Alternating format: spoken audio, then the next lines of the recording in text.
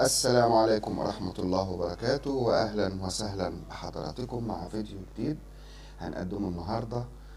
مغاير شوية أو مختلف عن سياق القناة، لكن للأهمية حبيت أكلم معاكم. موضوع اللي بيهم الجميع والكل بيتكلم فيه الآخر 24 ساعة اللي احنا فيها ديت، وهو انخفاض الجنيه وارتفاع قيمة الدولار وتأثير ده على الأسواق وتأثير ده علينا، والوضع ده هيستمر لإمتى، أو في الرؤية الدنيا هتمشي إزاي يعني. فكلنا متلخبطين كتير، مش عارفين يعملوا ايه. طب الادوات ايه اللي قدامنا؟ طب اللي يشتري يشتري، طب اللي يبيع يبيع ولا يستنى؟ طب يبيع ايه يشتري ايه؟ طب شهادات لا مش شهادات، طب ذهب مش ذهب. باختصار عشان برضو الواحد يمكن قرا كتير وشاف كتير وحاجات كده، وكلنا مرينا بتجارب، فممكن نفيد بعضينا باننا نتبادل النصائح. اول حاجة، لما نيجي نبص على انخفاض الجنيه المصري، لازم نشوف هو ليه انخفض. بناء عليه ممكن نعرف الوضع الفترة القادمة هيبقى ازاي.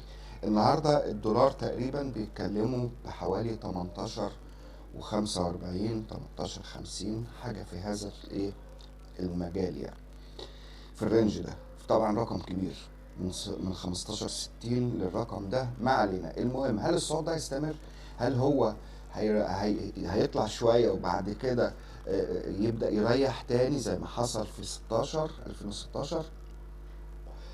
العوامل اللي تخلينا نقول الكلام ده نبص هو ليه أصلا حصل تخفيض لقيمة الجنيه، ونشوف العوامل دي في تحسن هتعدل الكلام ده ولا متوقع ايه. المتوقع او الواقع اللي احنا شفناه او اللي احنا استنتجناه، ان انت عندك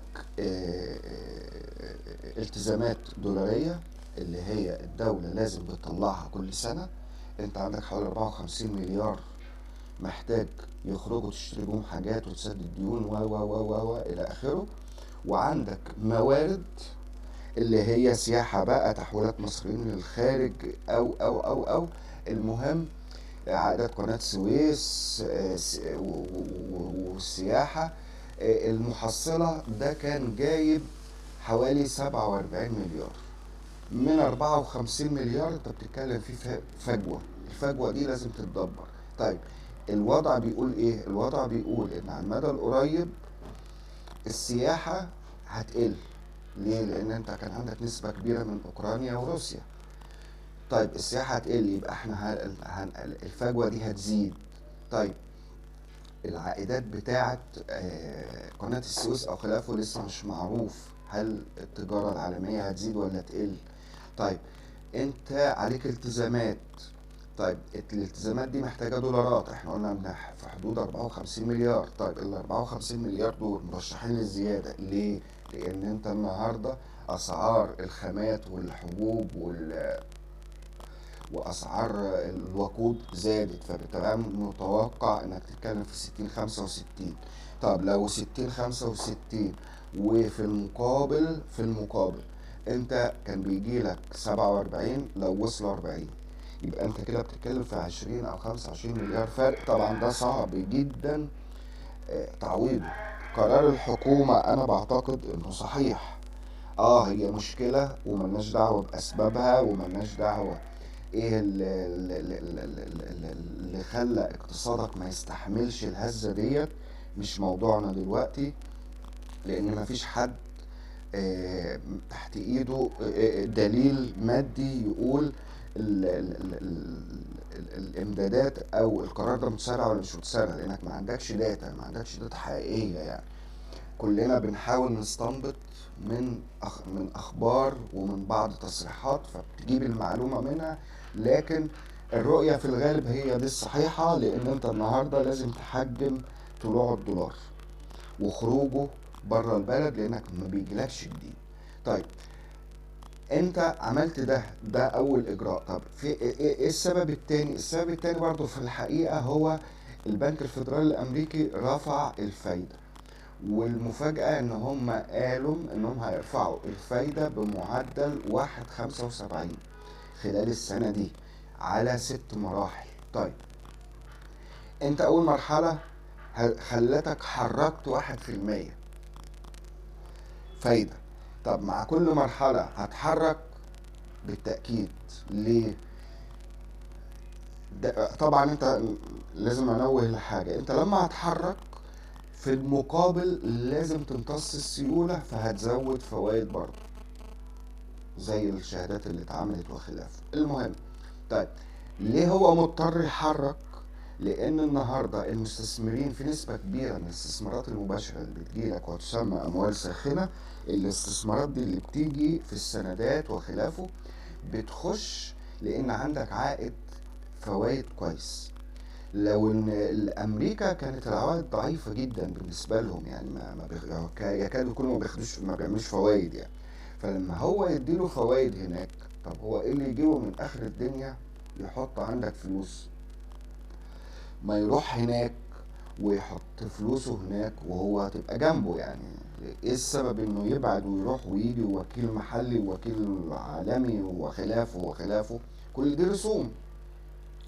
فبالتبعية انت بيحصل ضغط ان الاجانب يسحبوا فلوسهم، فكمان الدولارات اللي موجودة بتتسحب عشان تروح تستثمر هناك.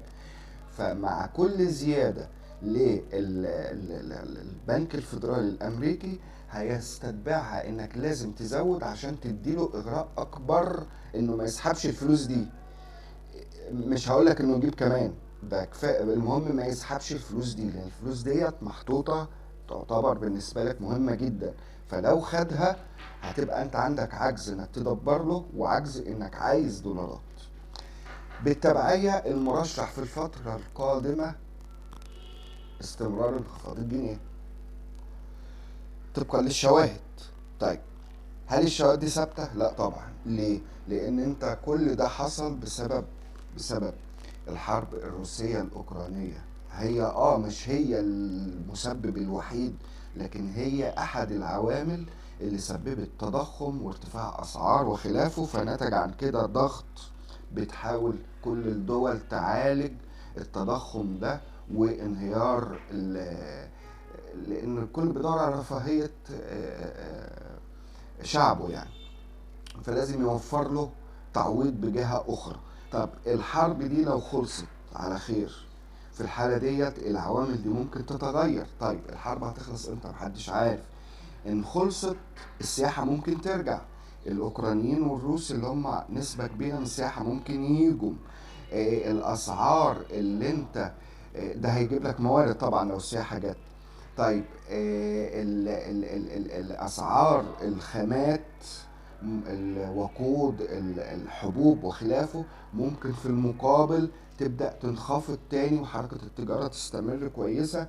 وبالتبعية بدل ما الدولة بتشتري الطن أو مفترض تشتريه ب450 أو 430 دولار، ممكن يرجع تاني لل250 260 270. فبالحالة ديت ده تخفيف على ضغط الاحتياج للدولار. تخفيف الضغط ده هينتج عنه ايه؟ هينتج عنه بالتبعية تحسن للجنيه. ف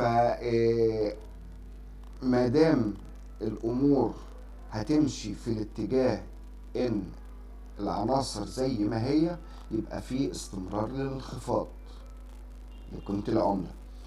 لو الامور تغيرت الوضع هيتغير والعملة مش هتنخفض، هتمسك نفسها شوية. المحصلة من الكلام ده ايه؟ المحصلة من الكلام ده انك الوضع ضبابي. الوضع ضبابي يعني انت مش عارف بكرة ممكن يبقى ماشي ازاي. طيب ايه النصيحة او الحاجة الوحيدة اللي احنا نعملها؟ الحاجة الوحيدة اللي احنا نعملها الكل يستنى ويبص ويشوف ويراقب. ليه؟ لان اللي يقول لك اجري اشتري اجري بيع اجري اعمل، لا لا، ده مش صح. دي لحظة هستيريا مش محسوبة العواقب. ممكن تنجح وممكن تؤدي الى كارثة. فانت وحظك، انتش عارف الطريق اللي هتسلكه ده هيبقى ايه بكرة. لا الذهب هيثبت هو ترتفع عشان تغير سعر العملة، لكن ارتفاع الدولار بينتج عنه انخفاض للذهب، فبالتبعية مرشح في الفترة القادمة الذهب ينخفض. يبقى بالتبعية أنا مش ضامن الذهب، والذهب ما ينفعش تحط فيه فلوسك وتستنى وتقول بعد 3 أشهر بقى بكام. لا، أنت لازم تستنى من 5 ل10 سنين عشان تحسب أنت كسبت ولا لأ في الذهب. دي نقطة مهمة بالنسبة للي بيتكلموا على الذهب. طيب العقارات لا تبيع ولا تشتري الا لو انت مضطر. ليه؟ لان انت النهارده افضل حل ليك خلي فلوسك في جيبك تحت باطك. المسار اللي هتشوفه الامور تحسنت فيه استثمر فيه، انما هتغامر انت برضو لو اشتريت النهارده ما تضمنش انك هتعرف تبيع بكره، الا طبعا ده انا بتكلم على اللي بيستثمروا. يقول لك اشتري شقه وبيعها بعد كده، لا انسى، مش هيحصل، مش هتكسب، لان انت مش عارف. وفي نفس الوقت هو مين اللي عنده القدره الشرائيه انه يطلع فلوس ويضحي فيها في استثمار في شقق؟ فاللي هيشتري منك واحد عايز يسكن او عايز يتجوز.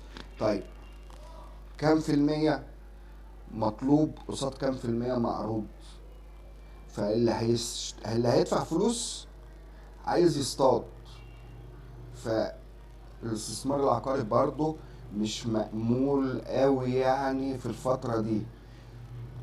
شهادات البنوك اقول لك 18%، في محاذير وفي قلق وفي ان طب الفلوس ديت وليه ادونا الرقم الكبير ده و18%، لكن للي هو ملوش في اي حاجه ده افضل استثمار ليه. على الاقل هيجيب له عائد يعوض له الفرق اللي هو هيصرفه في غلا السلع اللي بيشتريها. فالنصيحة الكل ينتظر، الكل يتريث يراقب يشوف الاتجاهات هتمشي ازاي، وبإذن الله الأمور أكيد هتتحسن عن قريب وتبقى أفضل بإذن الله. شكرا لمتابعة حضرتكم، وأي تعليقات في انتظار تعليقات حضراتكم. شكرا.